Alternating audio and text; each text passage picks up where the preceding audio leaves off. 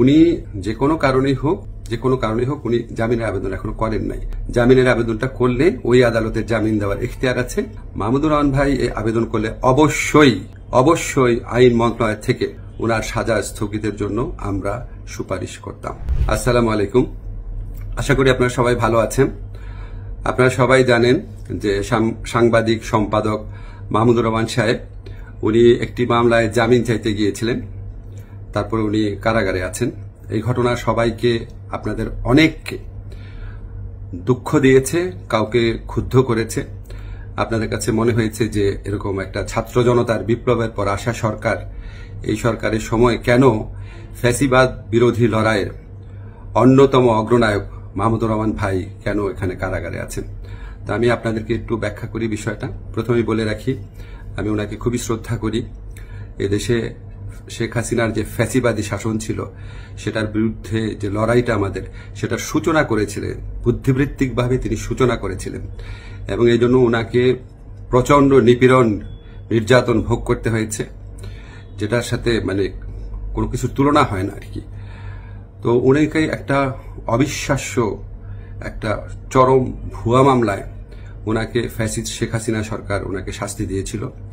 Trial in absentia হয়েছিল, ওনার অবর্তমানে শাস্তি দিয়েছিল। অবিশ্বাস্য মামলা একটা, এবং এই মামলার মেরিট নিয়েও প্রশ্ন তোলা যেতে পারে, কিন্তু এই বিচার কার্যটা সম্পন্ন হয়ে গিয়েছিল এবং ওনাকে শাস্তি দেওয়া অলরেডি হয়ে গিয়েছিল।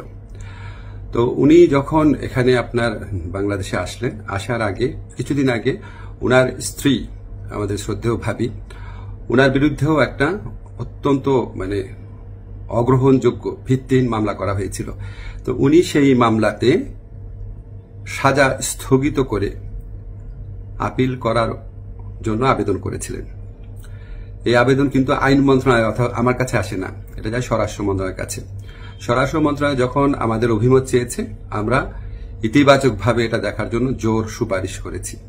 আমাদের এই সুপারিশের ভিত্তিতে মাহমুদুর রহমান ভাইয়ের স্ত্রীর সাজা স্থগিত করে ওনাকে আপিল করার সুযোগ দেওয়া হয়। মাহমুদুর রহমান ভাই যেই মামলায় শাস্তি পেয়ে আজকে জেলে আছেন, এক্স্যাক্টলি এই মামলায় আরেকজন বরেণ্য সাংবাদিক শফিক রহমান, উনারও সাজা হয়েছিল। উনি ঠিক একইভাবে মাহমুদুর রহমান সাহেবের যে স্ত্রী আছে, উনি যেমন আবেদন করেছিলেন যে সাজা স্থগিত রেখে আপিল করার জন্য, উনি একইভাবে সেই আবেদন করেছিলেন। আমাদের আইন মন্ত্রণালয়ের মতামতের ভিত্তিতে শফিক রহমান সাহেবেরও সাজা স্থগিত করে ওনাকে মুক্ত মানুষ হিসাবে আপিল করার জন্য যে ওনার যে আবেদনটা ছিল সেটা অ্যাপ্রুভ করা হয়। মাহমুদুর রহমান ভাই এটা করেন নাই। আপনারা সবাই জানেন উনার অত্যন্ত স্ট্রং আত্মসম্মান বোধ, উনি খুব দৃঢ়চেতা মানুষ, খুবই দৃঢ়চেতা মানুষ, প্রচন্ড দেশপ্রেমিক মানুষ। হয়তো উনার এই সমস্ত ব্যক্তিত্বের কারণে উনি মনে করেছেন উনি কোনো সাজা স্থগিতের আবেদন করবেন না, বা হয়তো যে কোনো কারণে হোক আমি জানি না, উনি সাজা স্থগিত রেখে মুক্ত মানুষ হিসাবে আপিল করার কোনো আবেদন করেন নাই।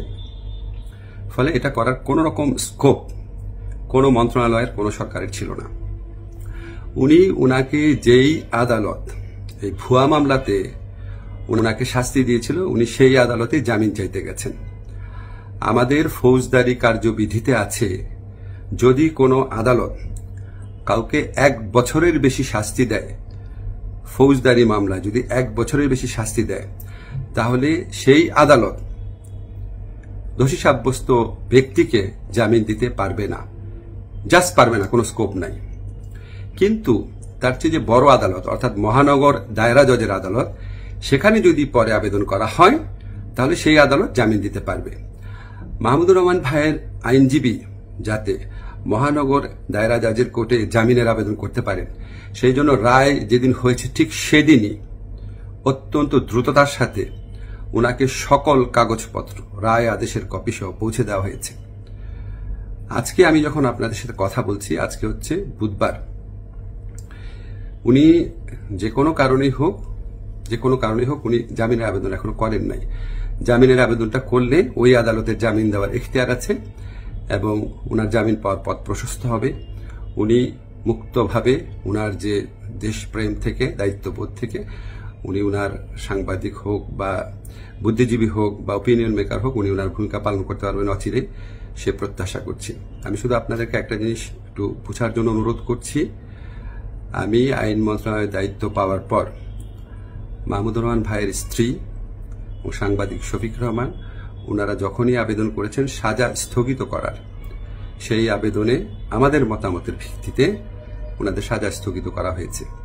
মাহমুদুর রহমান ভাই এই আবেদন করলে অবশ্যই আইন মন্ত্রণালয় থেকে ওনার সাজা স্থগিতের জন্য আমরা সুপারিশ করতাম।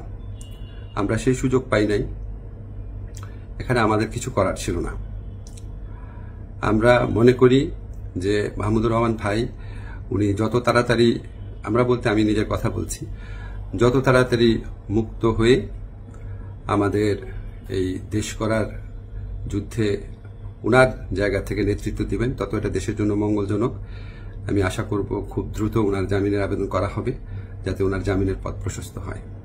সবাইকে ধন্যবাদ, ভালো থাকবেন।